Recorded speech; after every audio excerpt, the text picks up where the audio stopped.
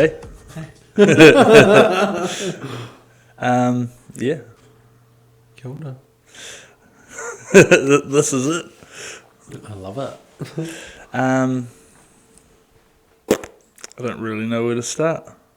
I'm glad you're here. Yeah. Thanks for coming. Thanks for having me.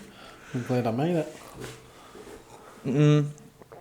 Well, for starters, I was talking to Alan, and he said you should definitely bring up America. Would you like to share any of that? Yeah, I sure can. It's intertwined with my love life, so can I talk about that?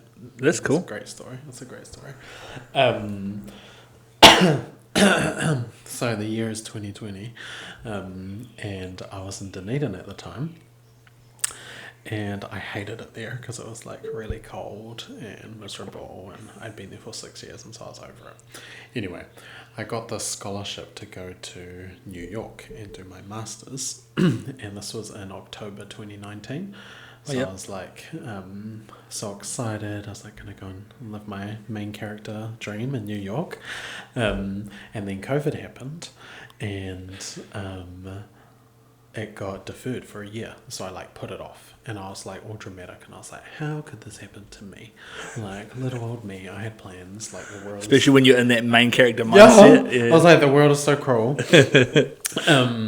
And then Stuff did this article about me because of all the scholarships that I won. I can send it to you. And I told the reporter, I remember I was can you put in there that I'm looking for a job in Wellington, because I wanted to leave Dunedin at that point. And he did, again, give me a real one. And then someone messages me from and was do you want to come and work for us? And I was sure. So I packed my bags, moved up to Wellington. And then a couple of weeks into the job, I met this beautiful man, and we were best friends for 4 months, and then we hooked up, and we had this whirlwind beautiful romance for 6 months, and I kid you not, it was the stuff of dreams. It was so beautiful. We're just really complimentary and made for each other. It sounds really cheesy, but it's really cute. Anyway, about 3 weeks into that whirlwind romance, he knows that I'm going to New York, because it was my personality. I was I've got this big scholarship, so I'm going to New York. And I was you ready to have the New York conversation? And he was yep. And then I told him, I was so I'm still going, but there's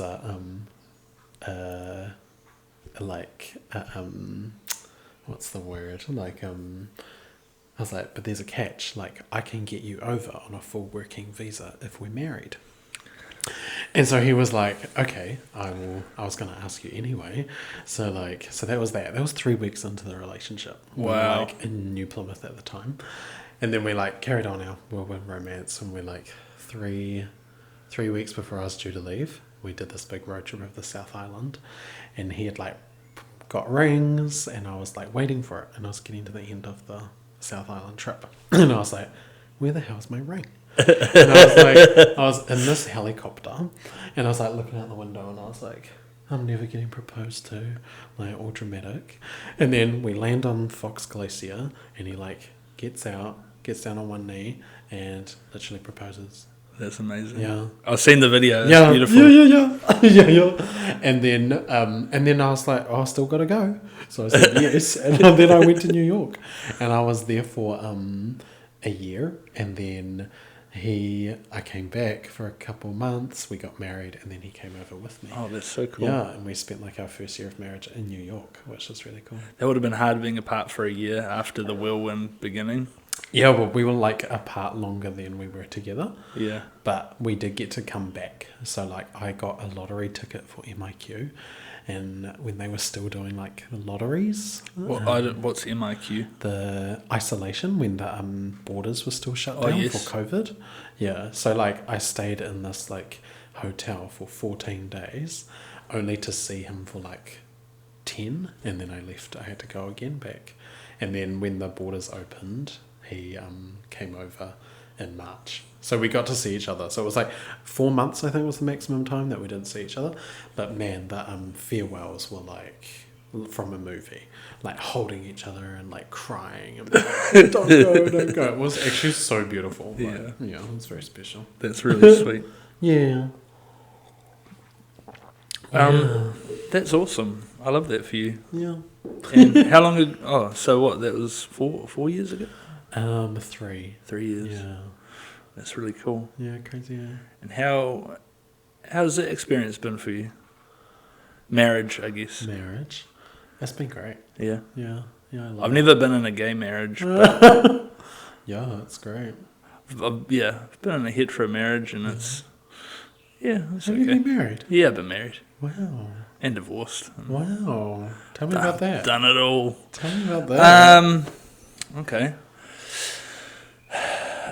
Got married because the religion I was in required it, Wow.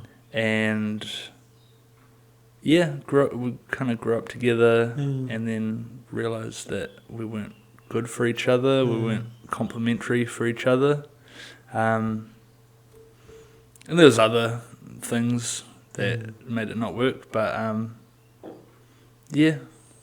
Wow. these How things old were happen. you? When I got married? Maybe 24. Wow. Yeah. Wow. Or What was the religion? it was the Baha'i faith. What's that?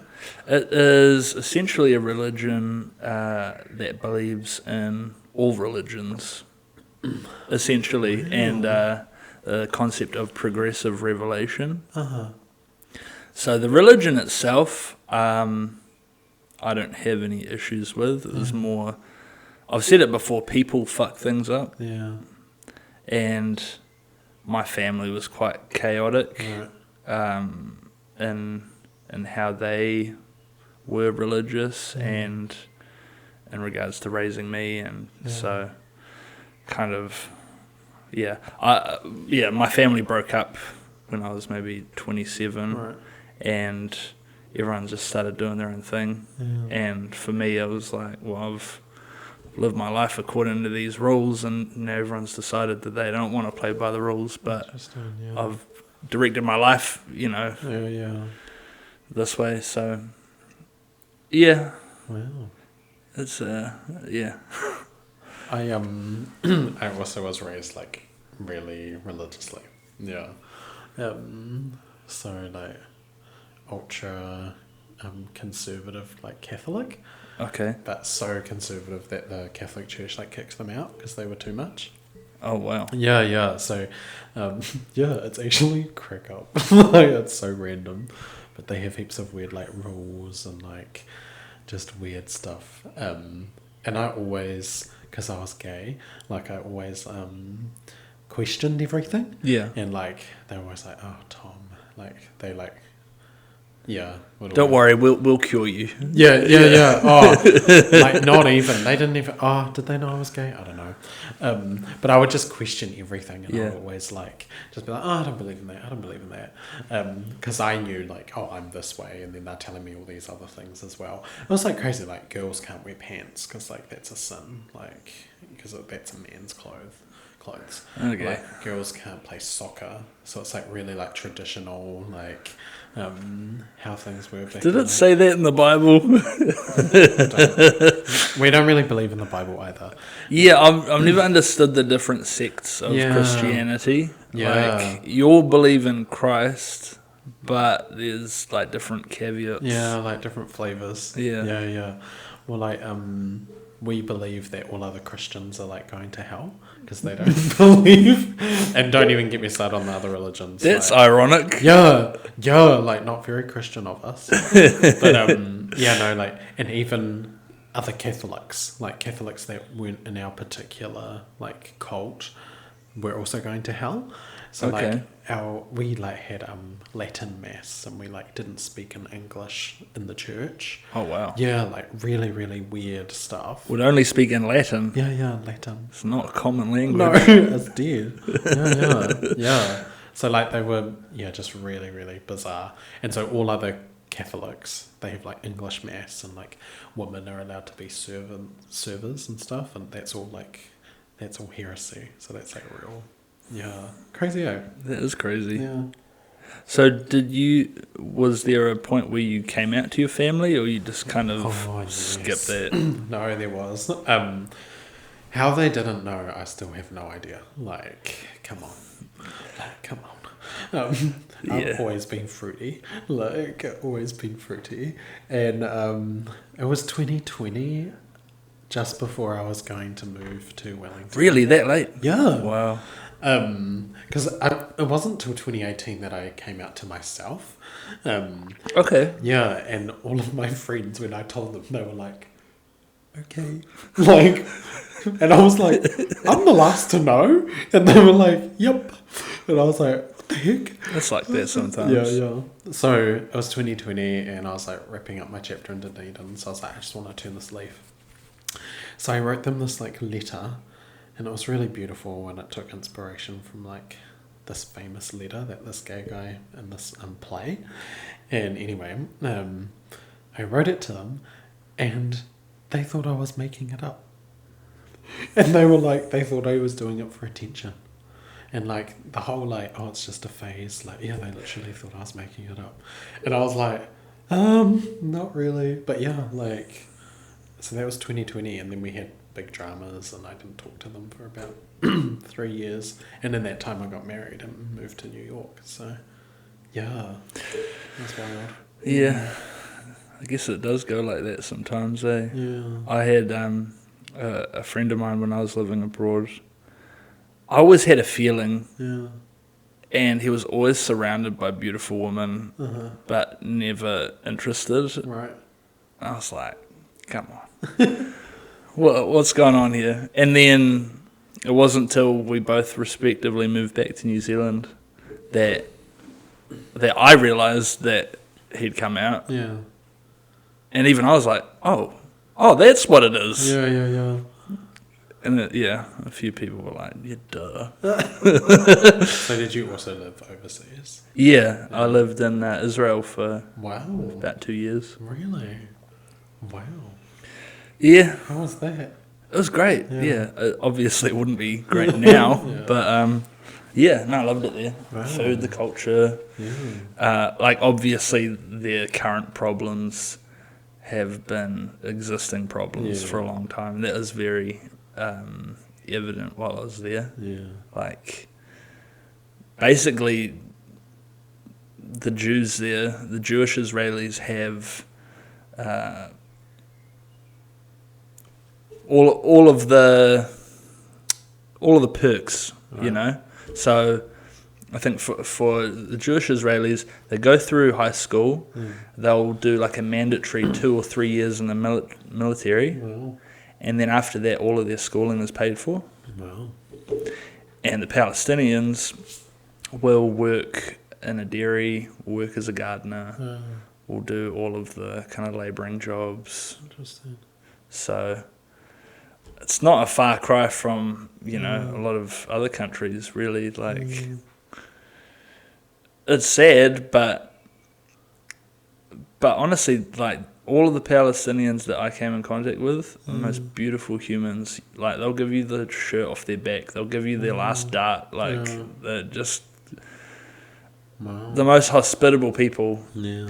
And then the Jews, there's so many different types of Jew there that, they're all kind of their own thing, even though they're under that one umbrella. Interesting. But I mostly miss the food. To be honest, the food's so good. Yeah, the food will be bomb. I miss the food in New York too. Oh, I bet. I've always wanted to go to New York. Oh my gosh, yeah, so good. Like, I will say, fast food like Macca's and BK and stuff is better here. Like, the quality, that checks out. Yeah, like the quality of just your standard stuff is better here. So like bread, better here. Like, all basic stuff, but then the good stuff you can just not even compare to here. Like, it's just next level good. Was there any specific places you went that you had been wanting to go before you went there? Oh, so many. Like, Jacob's the foodie, so like he did all the research around like all the places. But we'd go to like Michelin stars just casually. Like, just casually. There was this one, Don Angie, it's like this real famous, they have this sideways lasagna that they make, and it's like real famous. Anyway, to try and get a booking in this place is insane. It's like worse than like concert Like months tickets. in advance, sort of spec, yeah. They open like once a week at 9:30, the tables for the week on Tuesdays. And so I was trying for like 2 months. Every Tuesday I'd be at the gym and I'd be like tapping real quick, and you'd have to tap to get it. And I kept on missing out. And then this one time, like I had so much practice, I knew exactly where to tap, like in the, like table time confirm, and I did it, and not a single slip up or like rub of my finger elsewhere to delay me, and I got a table. And we went and ate, and it was freaking mean, but the lasagna wasn't even that good. And I was just like, what the heck? The other food was amazing. Like, we had this this mean ass salad, and they had like not Parmesan cheese, but something similar, like all over it. Like, it was insane. Like, just doused in it. Yeah, packed. And like these mean ass potatoes and this mean ass like these entrees. But yeah, then the lasagna came out, and we were both just like, what the heck? It's just lasagna. Yeah, like I was like, I make a better one. Like, honestly, that's the worst when you go somewhere, you spend a lot of money, you're like, I could make something better than this. It was so funny, but it's just and then we went to this 3 Michelin star restaurant. Wow. The chef had 3 Michelin stars, and it was random. Like, I think it gets to the point where it's not so much about food, but it's like the experience of the food. They serve you like a floating thing of foam, or literally like that kind of vibe. But like their signature thing was a cold chicken thigh that was deep fried, and that was what they were famous for. So like, what do you mean? Yeah, I kid you not. What do you mean? It was a cold thigh of deep fried chicken. So the outside was hot and the inside was cold? No. All of it was cold. It was cold. So they literally like just plate. You have this plate. I'll try and picture like, and it was literally just a chicken drumstick, cold, and like the batter was nice-ish, but we were just like, why is it cold? Like, why is it cold? It was so random. And then they had this mushroom salad, and I kid you not, this mushroom salad was like something you'd see in like a sci-fi film. Like, all the different kinds of mushrooms. It was so beautiful, like really, really intricate, like alien-looking mushrooms. Tasted average as fuck. And we were just like, beautiful to look at, but that's about it. That was it. It was so random. And then afterwards, we were hungry, so we went and got Macca's. Oh no. I know. Don't tell the chef. Literally. It was like not even that I learned that recently, that apparently like for a restaurant to get a Michelin star, it's not necessarily about having the best of the best food. Yeah. It's about consistency. Right. Like, so, the chef will have their signature dish, and it's more to prove that night after night after night they can consistently produce the same quality. Interesting. But then it's like, I feel like, especially in the States, there'd be some like back alley kitchen that you'd never know of that would have the best thing you've ever tasted. Literally all kinds of stuff like that. Like, and they were really into like things that you wouldn't expect were good. Like, and like old things. They like, we went to this Katz's Deli, it's called. They have these like pastrami sandwiches, and I kid you not, the pastrami is like this much inside a sandwich. It's insane. We literally had one and we didn't eat for the rest of the day. Like, we had it for like brunch, and we didn't eat for the rest of the day because it's so funny. But it's been going for like 118 years. Wow. And it's insane. They have some like little old man. There's a whole chain of them. Like, they have a whole system because it's like really famous, and so there are lines out the door every day. But it like looks like it's 100 years old because they haven't redone it, and that's all part of the vibe. That's cool. It's like, so heaps of stuff like that. I remember watching, have you ever seen the Netflix show Chef's Table? Yes. And it's like, just go around the world and to all yeah. these, either Michelin star restaurants or just like really impressive restaurants. But there was this one episode, and there was a lady in New York, and she was like a dessert queen. Yeah. But her signature dish was, I can't remember the name of her restaurant. It might have been like just milk and cookies or something. Yeah. But she'd make this like, she called it crack cake. Wow. And literally every day people like lined up around the block to get crack cake. Crazy. Yeah. Yeah, we went to heaps of crazy food places. That was very cool. Yeah. That's awesome. Yeah.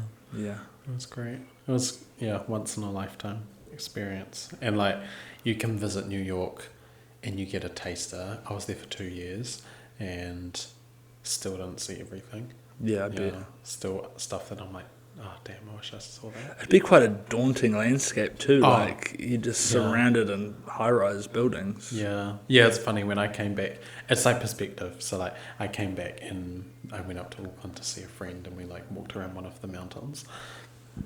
And I looked at the city and I was like, is that it? Because like when I was a kid, like, whoa, the Sky Tower was like huge. But the one World Trade Center is like 3 Sky Towers. That's how tall it is. Like, so what do they have there now? It's a single one.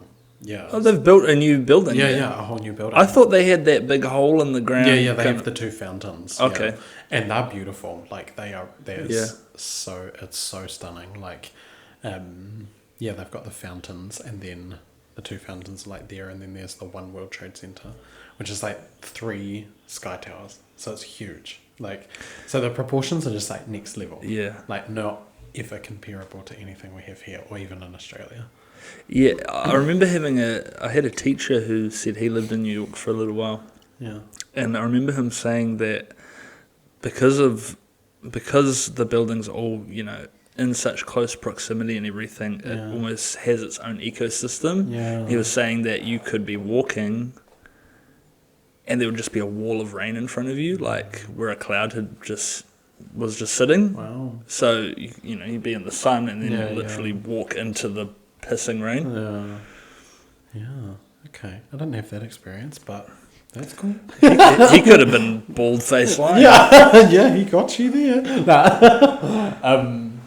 It was very cool. It's actually geographically not that big. Like, a lot of people. It's just dense. Yeah, and up. So it's like, it goes up rather than like spread across. Because like Manhattan Island, you can walk from one side, like river to river, pretty easily. Like roughly how long? Oh, maybe like 30, 40 minutes. Really? Yeah. Wow. Because you can like get to Central Park and then just like walk across Central Park and then keep going. Is Central Park as good as everyone? Yeah. It's so cool. I don't know why I've got this idea in my head that everyone, gloats about it, but if you actually went there, it'd be full of rubbish and homeless people. But Nah. Like, it's not as there are parts that are really kept and like really nice looking, and then other parts that are just like not at all. But that's the vibe, because people want to feel like it's not pristine and like unnatural. They want to feel like it's natural. But like the park itself is just cool. Like it's huge. There's a zoo in there. Like literally, like in the middle of it, or down towards the end. Yeah, crazy. It's a freaking zoo. Yeah, it's huge. It's like a big ass oasis, like heaps of different pockets, and like you just go and explore. And there's a castle there. Yeah, there's this in the park. Yeah, it's huge. Like I kid you not, it's huge. Far out. Yeah. It was one of my favorite parts. Like, it was very cool. Wow. And so were you in New York the whole time? Yeah, in Manhattan. Did you get a chance to travel around at all, or not really? We did a little bit. Like, it was not so much because of uni, because uni was really intense over there. Like we have it so easy here. Like compared to that, it was insane. So I was quite busy, but we did manage to go to DC. That was cool. Oh wow. Yeah, that was. And really you cool. went to like the White House? Yeah. Wow. White House and the Capitol building and like the zoo. We love zoos. We went and saw the pandas because they have panda bears there, so that was cool. And then we went to the Caribbean for our honeymoon. Oh wow. So like the US Virgin Islands. Yeah. That's awesome. Yeah, it was very cool. Yeah, yeah. Where is the Caribbean? It's like south. So America is like up here, and this is Florida, right? Down here. New York would be here. And then you keep going down here, and it's like this ocean between North and South America. Yeah. It's like in between America and South America. Yeah, yeah. Cool. Yeah. Yeah, it was. Out of it. Yeah. Yeah. Went to Taupo for my honeymoon. Wow. How was it? I don't remember, to be honest. Wow. Yeah. That's so funny because I literally thought you were like my age. 28. I mean, only a little older. Oh, okay. Only a little. Okay. Won't say how much, but... Okay. Mm. Wow. So, you said something before and it's been stuck in my head about how you were kind of like the last to realise that you were gay. Yeah. Like, what does that feel like? What does that moment feel like? I was like, why didn't you tell me? To everyone. Yeah. I was like, why didn't you tell me, cats? And I think they did. I think people tried, but I just wouldn't listen. Yeah. Yeah. Because there's so much like self-doubt and like... For sure, Yeah. You like, I mean, with my upbringing anyway, you're like told that it's like evil and you're going to hell and you'll never be happy and you like won't ever have a family or find someone you love and like all of that kind of stereotype stuff. So there's like a part of you as you're coming out that doesn't want to, and you're like, because of all those bad things that you were taught. So yeah, it was really hard. And then yeah, I was like, sleeping with guys but still not out. And then I finally came out to my best friend, and he actually took it really well. Like, he was really, really nice. He was really supportive and really kind, and I just didn't expect that. And I was like, oh, that was really nice. And then, yeah. And honestly, have never looked back. Like, Why would you? yeah. And I love it about myself. Like, I love being gay. Like, I love my husband and like meeting him and falling in love with him and everything. That has been great coming from that. Yeah. And because I, as part of like growing up, I wanted to go to uni, and my parents had sent my older two siblings to Auckland because there was a family in our religion up there, and so they sent them there so they could keep an eye on them. Like, kind of find that out. Yeah. Oh, nah, just like in the religion. So right. like, they like boarded with them. Okay. Yeah. And I was like, fuck this. Like, I'm getting as far away from my family and this religion as possible. So I like was like, I'm going to Dunedin, and I got a scholarship to go to uni down there.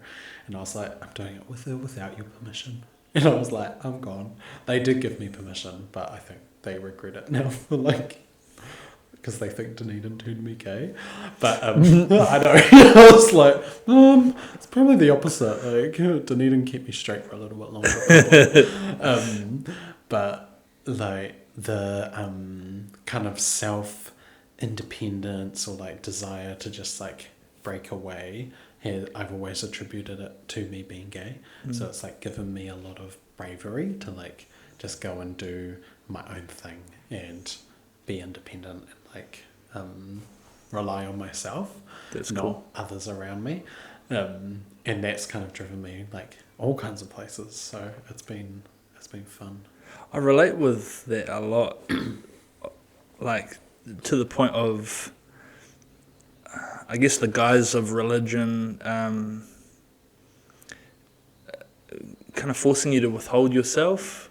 And like, I was never my true self. I was such a liar when I was a teenager. I was living a double life, because I wanted to hang out with girls. I wanted to go hang out with my friends. And my family just wasn't into that. Like, no, you're living a life of sin, kind of speak. But I find it so ironic. So my parents, like, there is so much contradiction in their philosophy, and like to the point where it doesn't make sense so much that it makes sense to them. Yeah. Like, there are just things that I don't know how you could hold in your mind unless you're like, I don't have to. Like, I just believe in both, even though they contradict each other. And the hypocrisy is really crack up. Like, sometimes I'll like talk about it in front of them and they get all like, no. Like, they're not allowed to, by their religion, they're not allowed to work on a Sunday. But The Sabbath? Yeah, the Sabbath. But my mum's Greek, right? So, like, she's really into money and, like, they work really hard. So they have, like, little side businesses, and they will sometimes work on a Sunday. And I'm like, oh, that's funny, you're not allowed to. And we've asked the priest, we have permission because it's supporting our lifestyle. And I was like, oh, fucking shit, you just like money. I was like, you just like money and you're just bending the rules to fit you. And then, like, they drink like fish. They're like, they always get drunk. And, like, but then smoking weed is, like, the most awful thing that you could ever possibly do. It's like they think it turns you like manic. I could think of worse things to do than that. Like, but literally they like, they're like so anti that, but then they get drunk all the time. And sometimes I'll just be like, oh, that's interesting. And I'll just say it out loud and they get all like, what the hell? Like, and I'm like, it's uncomfortable, isn't it? Like, having to face all your hypocrisy. It's growth though, like, I think when you put your people in an uncomfortable situation like that, it's either growth or ignorance. Like, oh, it's 100% ignorance. Like, if there was growth, they would change. Yeah. But they have not, and it actually cracks me up because I have changed so much. It's like I think of the person I was when I left Wanganui. That's where I'm from, and like even from when I left Dunedin and from when I left New York, and like I've gone through a lot of growth, and like it's quite a lot because I've like been in really crazy situations. Yeah. And then I'll go home and I'm like, wow, you are still the same. When I left, which was like 2014, and like they're still the same.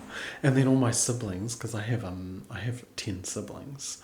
Oh my god. Yeah. Whoa. Yeah. All the same parents. Like, same mum and dad, yeah. Parents getting busy. Yeah. No TV. Yeah, literally. No TV and no contraception because it's illegal. It's not illegal, it's like a sin. Is it a sin to pull out or what? That's a sin too. Okay. Like, sex is about procreation. And they procreated. And my siblings think Wanganui is like the bee's knees. And like, only a few of them have left. And I'm just like, wow, like there's a whole world out there. You know what though? I know a few people from Wanganui, okay. and they all think it's the bee's knees too. I've never been there, to be honest. Oh, you should. It's beautiful, but it's not the bee's knees. I mean, I was predominantly brought up in Upper Hutt, okay. And anyone who knows Upper Hutt sucks. Yeah. It wasn't my choice, but it's where we ended up. Yeah. And now you're in Lower Hutt. Hey, in the bigs. We're big time now. Yeah. You upgraded. Only a little. Yeah. No, we've upgraded a lot. No. Yeah, there's 10 siblings. Crazy, eh? Yeah. And from the same parents. That's the crazy part. Yeah. Like, I've got lots of siblings, and they've been coming out the woodwork this year, like, never met before, and kind of reached out. And I've got a brother who I'd only met him a couple of times when he was an infant and a child, and he's 17 now, and he reached out and he came and stayed with us over Easter. Wow. And that was really cool, and then he hit me up and he's like, oh, I found our sister. Wow. Here's her details, and we've spoken a little bit, and I've got my sister I was raised with. Yeah. Wow. That's cool. So I'm definitely closer with my sister I was raised with. We've got the same traumas. Yeah. My all of my siblings have kept on my parents straight and narrow except me. So I was the first one, right? You're I'm the number black 3. sheep. Yeah, I'm number 3. So there was eldest daughter, and she's like the dream child because she got married, she had babies, and she, her favourite, like their favourite. Then there's my older brother, who coincidentally is also gay, which is crack up. So like the first 2 boys of a family of 10, really Catholic, are gay. Is he out and about or? Oh, poor thing. Like, he is, but then he just has a lot of, like, self-hatred. Yeah. And so it just manifests in different ways, and I often feel bad for him. Yeah. He's, like, been in really toxic relationships and just... That's the trouble when you don't have that right start and it's all kind of based around fear and control. You often end up in relationships based around fear and control. Yeah, literally. Yeah. And then the three boys under me and one girl under me, all on the straight and narrow. But then the girl after that, so she's the second girl in what child? 1, 2, 3, 4, 5, 6, 7. She's the 8th child. Is another me. So she's like, we're also very similar in personality. So like fiercely independent and like we'll just actually not be told what to do. Yeah. She's moved to Australia and she's like, yeah, I don't believe in God. And like dating and like, all this, it's very scandalous for my parents. Especially because she's a girl. But she recently came to stay and it's really beautiful connecting with her as an adult and like, yeah, and just having this bond that's like, we're both similar in that regard. It's been really special. And I told her, I was like, I hope you know, like, I fucking walked so you could run. Like, I was like, you may have me and I can support you and, you know, like, be there for you and listen to you, but I had no one.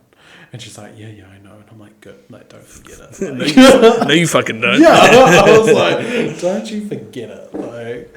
Yeah, it was so funny. And I told her, I was like, I knew it would be you. Because, like, she's just like me. Yeah.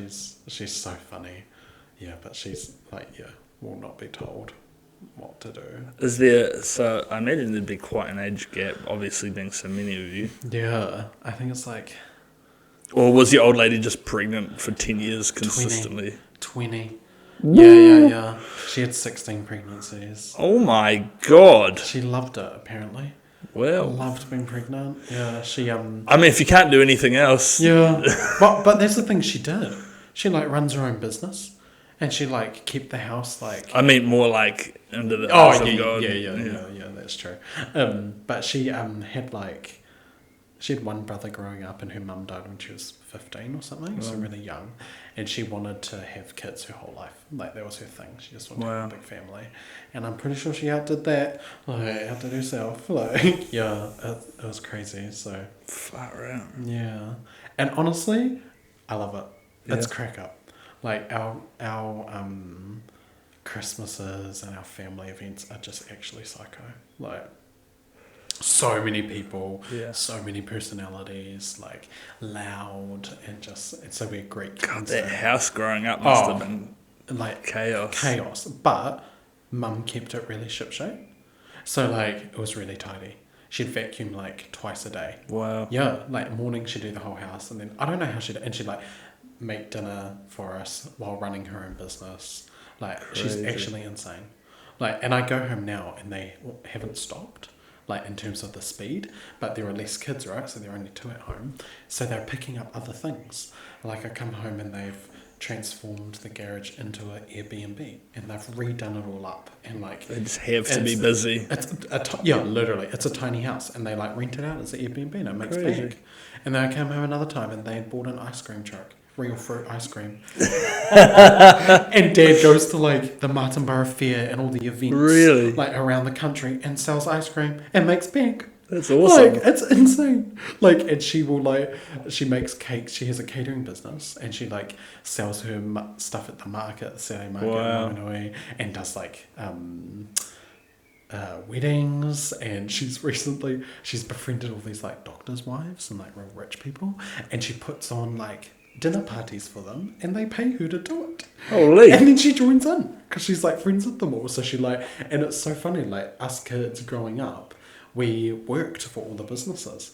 And part of the reason that they said, and I think it's true, partly, but like they were like, well, we want to make money for the kids and also have the kids earn money. So we would all work. So we were put to work when we were like 5. Literally all of us like working for the business, like doing different jobs, and we'd get like money and stuff. And I kid you not, growing up like that, was one of the best things. Yeah. Because like my work ethic that I have from my mum is insane. I was gonna say, like, as much as some people would probably view that low-key as child abuse. Yeah. Honestly, like, it was great. You can't put a price on teaching children work ethic. Literally, like, insane. And it's so funny now with, like, Malachi, our little baby, he's 3. I've taught him to clear the table after dinner. And he loves it. He's like, sink. And he, like, takes all the, like, dishes, for the sink, he wipes it down. And I've, like, I get them to help me do the lawns at the moment. And I'm like, 2 years, boy, and you're going to be doing this by yourself. Like, but I will not even tell you the trouble. I can't even get these kids to bloody rinse their plate off. Literally. It's honestly was one of the, like, the best things that my mum ever did. Like, she was a workhorse and she drilled it into us. And as a result, like, I worked really hard at school, at uni, even at work now. Like, I work really, really hard. That's awesome. Yeah. And it pays off. Like, you know, I'm doing pretty well. Like, yeah. That's so cool. Yeah. I defined a bit of that within myself. I remember, I think 5th form. Yeah. I was in in the Baha'i religion, when you turn 15, they call that the age of spiritual maturity. Right. And that is when you can officially register as a member of the religion. Wow. Before that, it's you under your parents. Any sins you commit pass on to the parents, so to speak. Wow. And I remember turning 15, and around that time, also, like, my friends at school were like, "Hey, you heard of weed?" Like, that's bad, isn't it? Yeah. I'm like, just try it. I remember I had this group in my art class, and it must have been every day for like 6 months. They're like, come have a smoke with us. And I was like, nah, I don't do that. Yeah. And finally they wore me down. Because, it was this group of cool kids, and I'd been trying to break into the group for such a long time. And finally went out with them, had a smoke, and it was wild.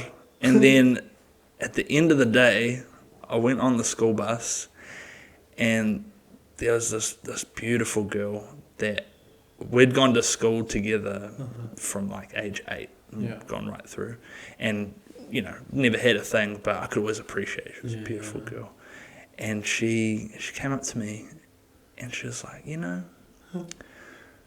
I remember when we were kids, and you telling me about your religion and how into it you were, and being really moved by that.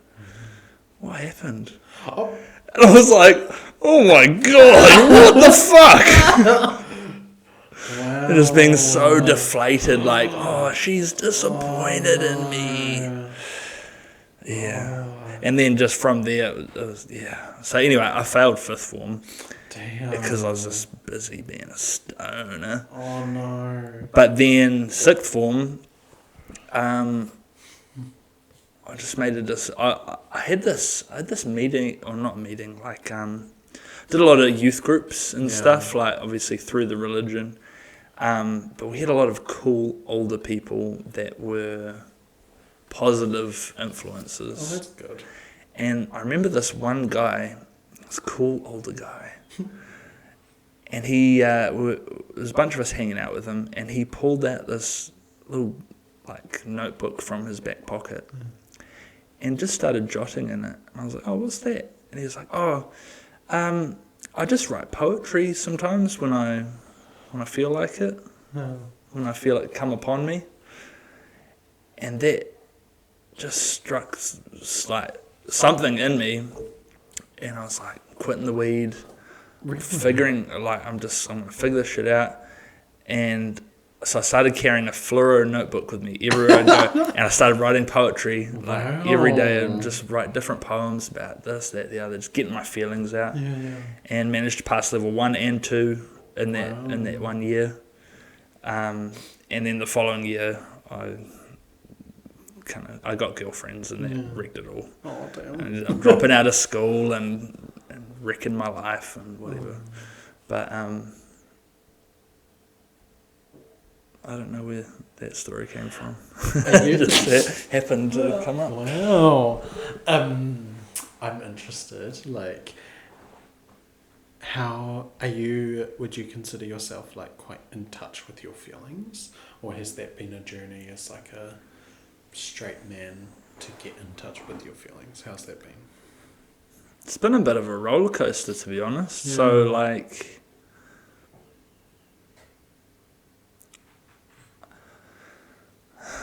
I had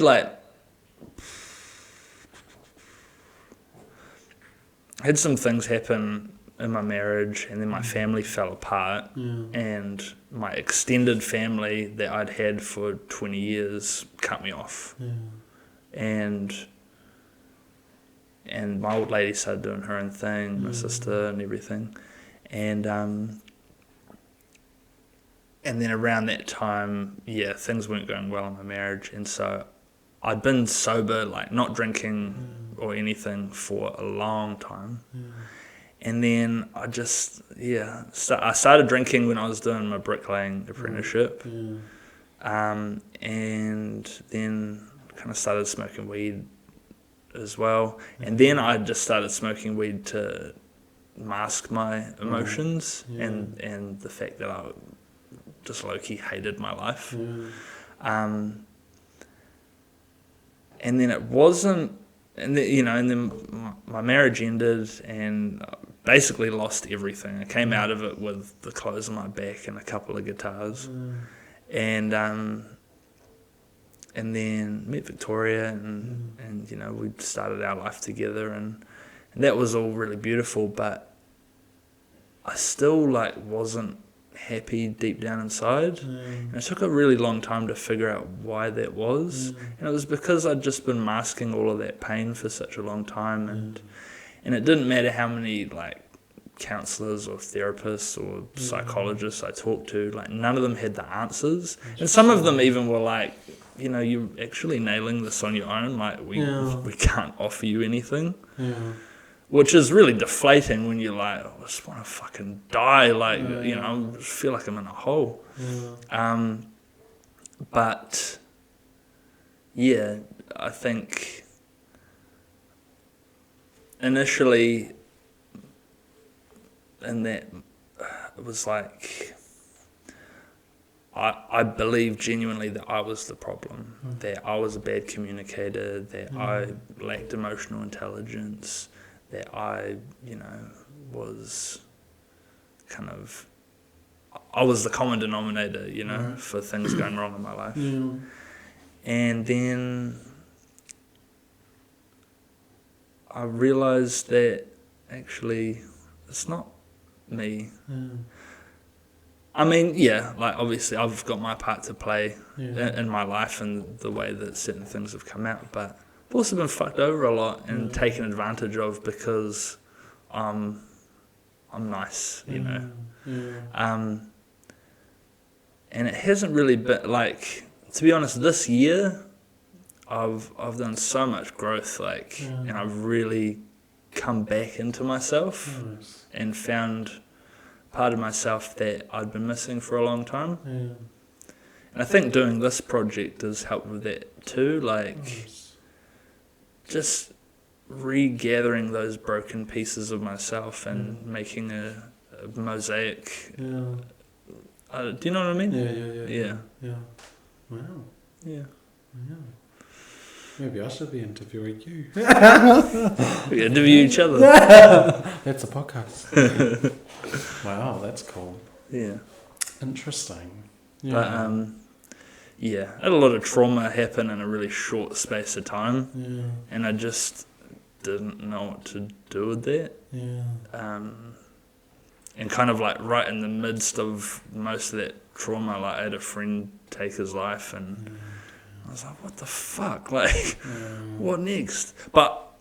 And it sounds terrible, but a small part of me is glad that happened selfishly, because there's a long time that I was suicidal for, and not actively I'm gonna do it, but just intrusive thoughts. I'd be driving and I'd be God, it would cure all my problems to just drive off the road, or but then seeing the devastation that brought, and you know, like that one act just ruined a lot of lives. And yeah, so I feel confident that that's something I'll never do. You know, just seeing how damaging that really was.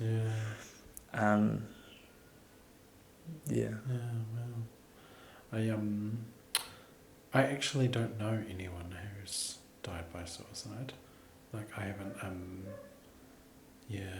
I haven't had that. I'm glad which for is you. like same. One or two people who were maybe friends of friends of friends that I heard about, but I've never had anyone close to me who has. I might. No, I won't. Carry on. But similar Yeah. thoughts. Like I think, especially when I was coming out, like for ages, suicidal ideation. Like, and part of me was like, Susie, right? You know, if I do go, like, and I hurt people, I'm like, oh well, you'll hurt me. Like, Yeah, you know? I've definitely had that thought, You know? like, Like, almost fuck like you a all. spiteful. Yeah. Isn't that fucked? That'll show you for not believing me. For not loving me. Yeah. Like, Yeah. Isn't it sad?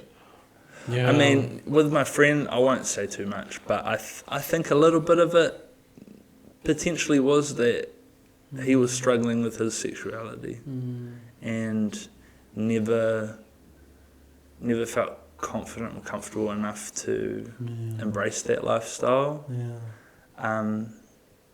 That's something I've never had trouble with, like pretty open about me and what I'm into and this and that, like, and I'm open to, obviously, like, not currently I'm in a relationship, but as an individual, I'm open to all sorts of things, you know, because I think you should experience everything one time. Then you know if you like it or if you don't, you know. But a lot of people are really put off by that thought of, you know. I wonder why.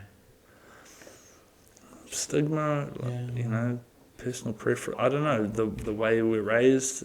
It's a lot of things, you know.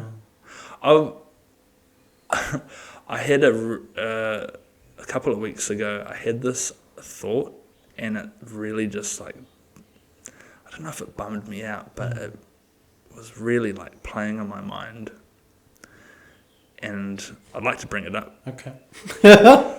I had this thought that, so they say when you die, there's a white light, right? And, you know, a lot of religions say, you know, you go into the light and that's heaven and this, that, the other. But the thought I had was that, what if the light is actually reincarnation? And that's the womb. Wow. And so if you don't do what you're supposed to do in this timeline, or you know, you hear people talk about like a soul contract or things like that, you know, before you're born, or like no one actually knows. Some people are tapped in, you know, on another level, but you know, for me, I don't know.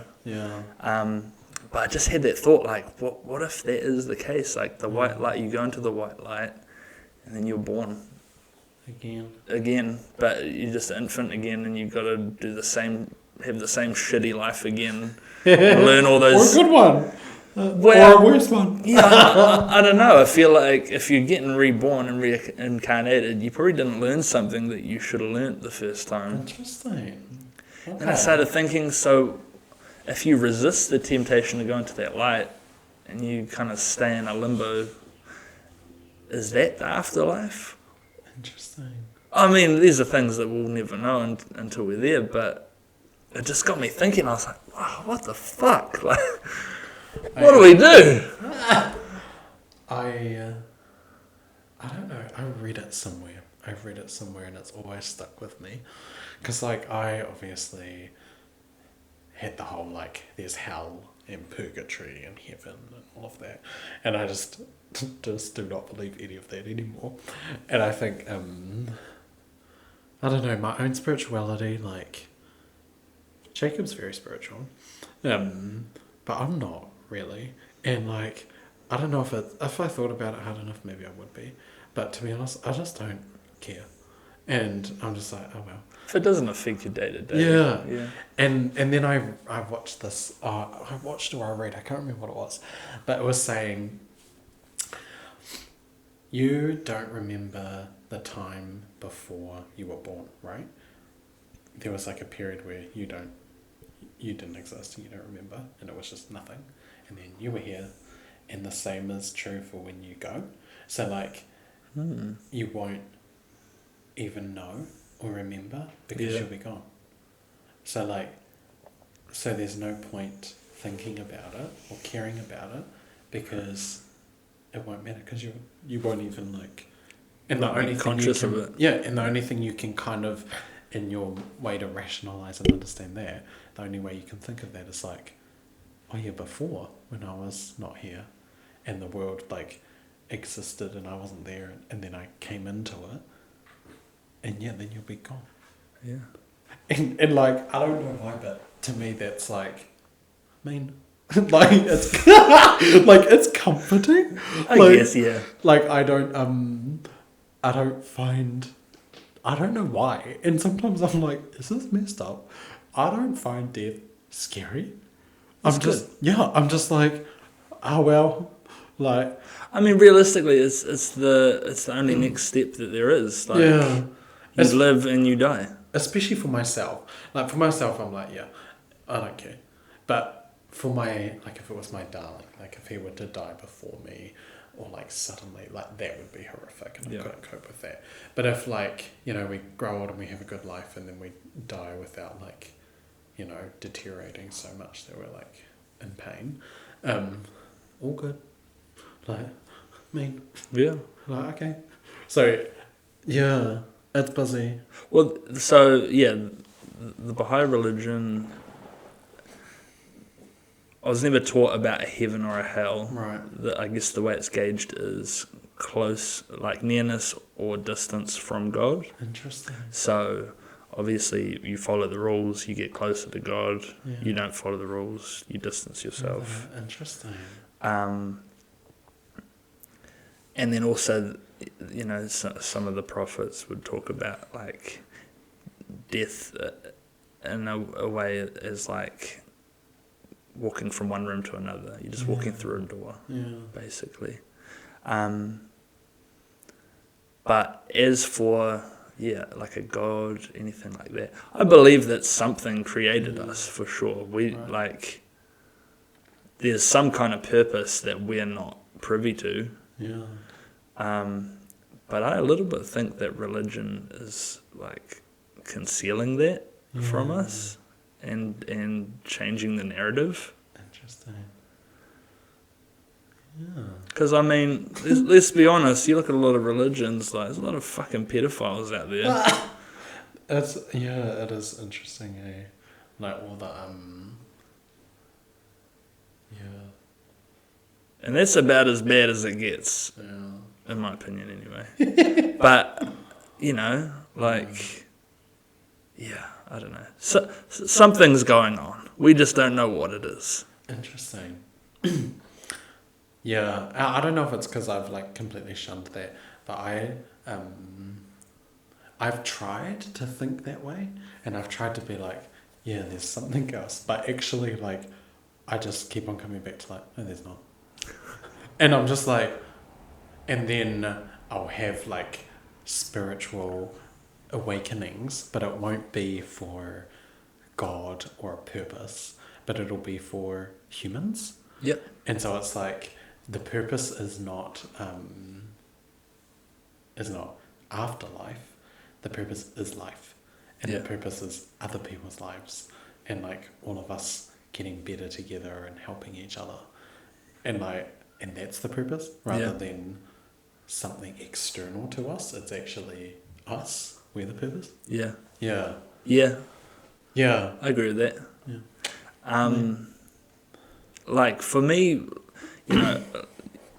I went to the Holy Lands and did all that. And I remember going to shrines and looking around and seeing people like crying, like they're so into it. Yeah. And just trying to feel something and just not. And being like, what's wrong with me? Like, am I broken? Am I, you know, am I beyond repair? Yeah. But then in my life since then, you know, I've had ego deaths. I've had experiences like this that feel more spiritual than anything I've felt. But it's more deep realizations about myself and my life and the people, you know. And as you say, that's what it comes back to, the people, because that's what we are, you know. Each one of us, we're complex creations, a world within ourselves, yet we're all here together trying to figure it out. Yeah, that's right. And then, you know, we've also, on top of all that, we've got this system that, you know, makes us work these jobs and acquire these things and, you know, check these boxes. But, what is the purpose beyond that, you know? Yeah, that's right. And it's almost like in your spare time, you've got to find your humanity, but you've got to be a cog in the machine for most of it. Yeah. Wow. It's a hard pill to swallow, isn't it? Yeah. It seems like you're nailing it, though. I am. Like, and it's great. Like, that's the funny thing. Like, yeah. How bloody good. I know. Maybe I should be gay. No. Honestly, I don't think I'm cut out for that. No, I don't think you are. I'm just not into dudes, eh? No. I remember Victoria asked me that a few times when we first got together. Yeah, She's you like, said. are you gay? Are you sure you're not gay? She would say that. Yeah, I'm like, no, I like cute shit. And, I'm sensitive. But but to be. Also like tits and stuff. Wow. Nice. Yeah. Lovely. That a good place to stop, eh? I guess, yeah. You got anything else you want to say? I think so. That's great. cool. Thanks so much for coming. Oh, all good. My pleasure. Lovely to have you. All right, thanks everyone. Catch you next time. I'd say next week, but I've been inconsistent recently, so it might be next week. Who knows?